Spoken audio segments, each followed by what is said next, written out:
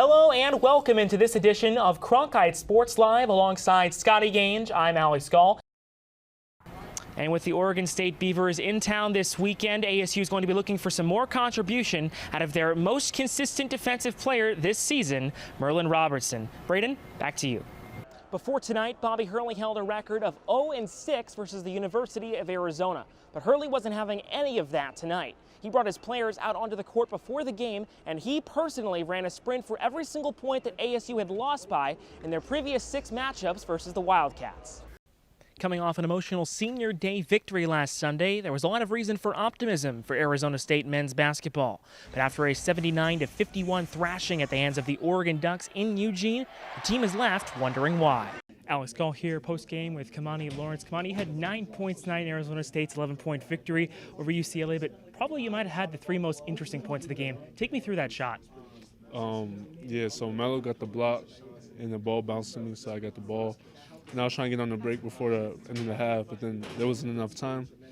I seen Lou was ahead of me, so I was trying to get the ball to him, but I kind of fumbled it a little bit. So once I got the ball back, I just threw it up. I didn't even really look at the rim. So it felt good when it left my hands, but I didn't really think it was going to go in or not. So when I did realize it was going in, I was like, damn, that's crazy. What happened after that? I mean, obviously you guys went right into the locker room, but I mean, how hyped were you guys? Oh yeah, we was hyped, but we had to come back down a little bit, refocus for the game, but it was definitely hype. Yeah, you guys have Oregon or Utah tomorrow, the winner of the game from tonight. What are you guys going to do to try and stay and get another victory tomorrow? We're going to find out who we got to play, and we're going to watch a film, do what we do every game. Thank you, Kamani. 3 minutes to go in overtime. Arizona yet to score. Martin, another deep bomb! 28 points! When he walked onto campus as a freshman last year, ASU basketball's Remy Martin was a highly rated yet little-known figure in the ASU community. A 6'1" guard from California, Martin took Tempe by storm last season, becoming a fan favorite through his high-energy play and tenacious defending. When it's time for me to score and change the game, that's what I'm going to do. I'm just one of those guys that will just try to do whatever I can, whether that's scoring or bringing energy, playing defense, picking up the ball. I just try to be a complete player and help our team win. For Martin, playing basketball at the college level was a lifelong dream, one that started when he was just 2 years old and he started sinking hoops into the trash can. When he was missing all his bottles because he didn't know where it was, and then one day I walked into his room and he was like shooting it in the trash can and it falls back to sleep. Looked all the trash can and underneath the furniture, it's all there. Martin grew up in California as the son of Mary Ann Macaspac, who immigrated to the U.S. from the Philippines in 1980. Growing up, basketball was a big part of Remy's life, but even more important, his Filipino-American heritage. Being in that type of culture, it's all about a family culture, and I wear a wristband actually on my leg that just kind of reminds me of all the things that they sacrificed, especially my parents, my sisters. Remy's bond with his family goes well beyond the basketball court. Martin takes part in many of his family's Filipino traditions, which inspired him to be grateful for what he has and to use his platform to be a leader for his family and for his teammates. She taught me a lot besides basketball. She taught me how to be a better human being. It has a lot to do with my leadership on the court, is that I take things like family gatherings and how we converse with each other, and I take that on the court, and it works perfectly. That development into a leader hasn't gone unnoticed. ASU head coach Bobby Hurley sees Martin's development into a pass-first point guard as a hallmark of his leadership ability. Remy's always had great charisma, personality, and as a point guard, natural kind of leader out there on the floor. You have the basketball so much. This year I think he's just taken another step in his development, and his role has gotten a little bit bigger, and he's really looking for his teammates in addition to finding his own scoring opportunities. Now in his second season as a Sun Devil, Martin has many high hopes for his future, including making it to the NBA, playing for the Filipino national team, and using his resources to give back to his family's heritage. In the Philippines, you don't have all this luxury. He has so much shoes and clothes. He says, "Mom, let's send it in the Philippines." So him and my husband actually had put that together, put them on boxes and shipped it in the Philippines. that people see me as a passionate guy and an energetic guy, and I guess I got that. I guess it goes through a Filipino heritage. Remy Martin, a winner on the court and a leader in life. In Tempe, Alex Gaul, Cronkite Sports. Between the mountains in northeast Arizona lies a place filled with Native American culture and history, a people dedicated to service, and a community bound together by sport. This is Window Rock, the capital of the Navajo Nation. 5 hours away from Phoenix, the people on this reservation must travel hundreds of miles to get a glimpse of collegiate and professional sports. But for one night in mid-November, that all changed, with two of the country's best women's basketball programs making the Res their home for the evening. Well, I think we won with the event. You know, I think no matter whether we won or lost, we wanted to show, our Yego, just the character that we play with, who we are. I thought that shined through today, and I just said that's going to inspire the 80,000 kids on the reservation. With ESPN televising the game, the night became a centerpiece of national attention, greater than that of any single basketball game. Native American culture was displayed throughout the evening, with a packed gym emblematic of the love affair between the Navajo people and their favorite sport. And that's kind of normal for the Native American community to show up at a game when the doors don't open it and have this long line because of the love that we have for this game. Dr. Michelle Tom is a former Sun Devil who played under current head coach Charlie Turner Thorne in the 1990s. Tom took a special moment to speak to ASU's team following their 65-59 defeat to Baylor about what playing in this game meant to the Navajo community. For them to have this, I think maybe felt like they maybe disappointed us.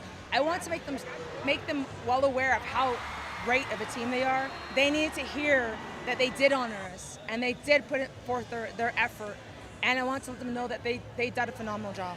While the event on Sunday might have just been another basketball game, Arizona State and Baylor took time to pay homage to the unique and rich culture of the Window Rock area and its people.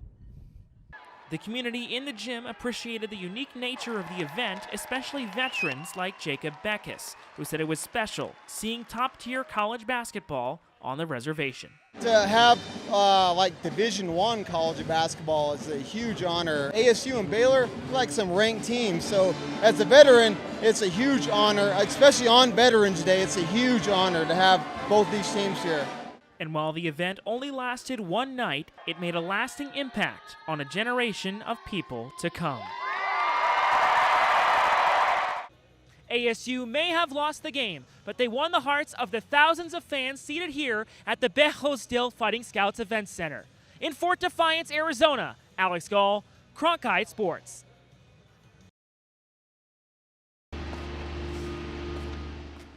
Meet Terran Adams. He might not have the star power of N'Keal Harry or the notoriety of Herm Edwards, but that hasn't stopped him from becoming a vital part of ASU's talented secondary.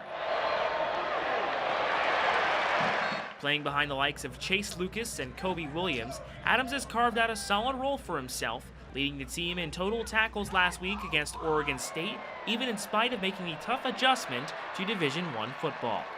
One of the biggest things with my coaches really get on me, not just like every day, but like they on me every hour I'm in this facility. They've helped me a lot with my tackling, my coverage, just overall. I would say that's a big key component. I watch a lot of film. I look at all the little things. So yeah, watching the film and the coaches really. But before Adams was an impact player for ASU's secondary, he spent 3 seasons at San Francisco City College. He said the experiences and hardship that he faced in junior college helped him become a better football player as well as a better person. I was living in community college. I was living an hour away from my school, taking BART every day.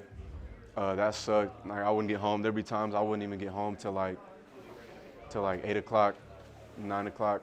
Still have to make dinner. Although Terran was at CCSF for 3 years, he only saw consistent snaps in his final season, where he compiled 14 total tackles for the Rams as well as 3 interceptions. However, it was off the field where he found his grinder mentality and grew his leadership skills. I have a specific shoes called my recruiting shoes. So like they like this, so they make me like 6'4". I'm really 5'11", and I had told, I'm not gonna say the school, but I had told a certain school that I wasn't trying to, that I'm not about to go there. I was looking in a different direction, and I told them about my other corner, and I went in there, I showed him the tape, and I'm like, yeah, he's outside if you want me to go grab him. So I went and go grabbed him, and I gave him my recruiting shoes, and he gave me slides. So when he came and stood, he's like, let me see you stand next to each other. We're standing behind the table, and I took my shoes off, and he's wearing the shoes, and I'm taller than him in real life, but like when he seen us, he was like this tall. So he's like, whoa, who is this guy? So like we really was really trying to get offers in all different aspects. Now at ASU, Adams has made a big impact in his first season. Taryn has 18 tackles in the Sun Devils' first 5 games, already eclipsing his total tackle count from last season. With 2 seasons of eligibility left after this season, Adams has the potential to become a mainstay in Danny Gonzalez's defense. Reporting in Tempe, Alex Gaul, Cronkite Sports. Here we go as Tayshawn Cherry takes a left wing 3, a big scrum down by the net there. But look at ASU. They're not in great position to get the offensive board. But because they're so athletic, there's one from Kamani Lawrence. Zylan Cheatham is going to get the one right there, the second one. And because they're good on the interior, they're going to get another one here. Good seal from Romello White. And Romello White puts in the basket. And that's something that we couldn't have said about the team last year. Pounding it inside has been a big key for Bobby Hurley's squad this season. Thanks, Eliav. And as the Arizona State men's and women's teams both shoot for lofty expectations this season, let's take a look at the state of the Conference of Champions, the Pac-12. On the men's side of things, Bobby Hurley and company come into the season on the heels of the program's first NCAA tournament bid since 2014. And let's look at this swing. Right there, eyes on the ball. The other thing, he stays closed. A lot of young hitters today will try and pull that ball to right field, open up a bit too early. Torkelson stays closed, and that's why he has such good power to center and right field. And the one thing that she can do really well is Robbie Ryan cuts into the 3-2 zone defense right there. She recognizes where she is on the floor. As her man steps up to take Ryan, she drops right down, gets the easy layup. Good spacing right there. The other thing she does is space out the floor, a 42.6% three-point shooter. Wow. Look at all that space there down low.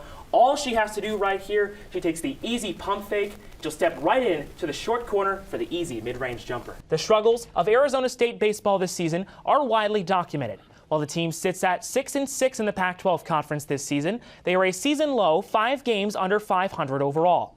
The Devils lost 2 straight to the USC Trojans last weekend, even after winning the Friday night clash to begin the series. For number 1, we're going to stay at Farrington Stadium. Here it is, Kendra Hackbarth. Her first career home run to right center field right there also happens to be a grand slam, Scotty. Welcome to Tempe, Arizona, the bank as they call it here on the campus of Arizona State University. It's Pac-12 volleyball coming at you here on Pac-12 Plus. The Arizona State Sun Devils host the number 2 team in the land, the Stanford Cardinal.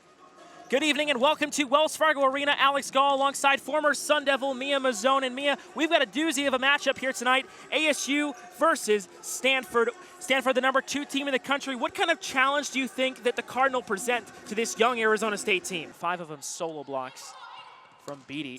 Blocked at the net by Elise Ford, and the Sun Devils are out to an early 3-0 lead on the number 2 team in the country. No, you know, like I was saying earlier today, Stanford has the advantage on height, but that was a great block by Elise Ford. Ford picking up a solo block there. Received. Good dig from Courtney Loeffel. Front set from Peterson. There's Ford looking for the line. And she couldn't quite get it there. Just a bit outside. Yeah, I like that idea. She was trying to go towards Jenna Gray. She caught her cheating up, but it was just a little bit too far out.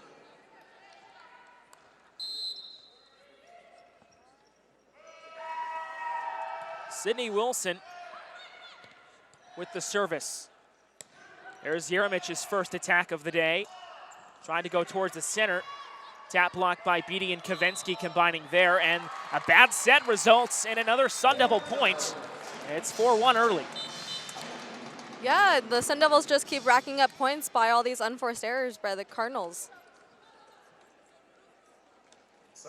Megan Beatty back to serve.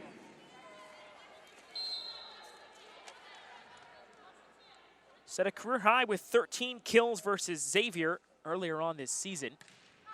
That was back in September. That set and that serve goes way long from Beatty, way out of the back, and gives the Cardinal an easy point early. Fitzmaurice checks in. Jenna Gray will serve it away.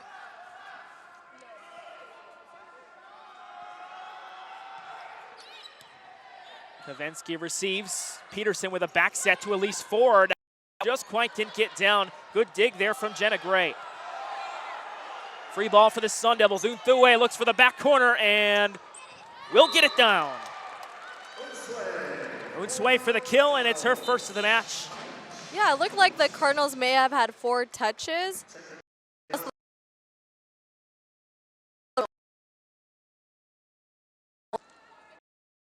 The point either way.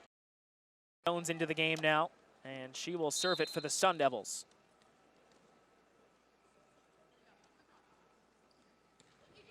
And her serve hits the net, got the benefit of that one, and it went under the net, so points and an ace for Callie Jones and the Sun Devils, and she has been fantastic from the service line this season, Mia. Yeah, that was a great aggressive serve. Even though it tipped right over the net, that's still an ace.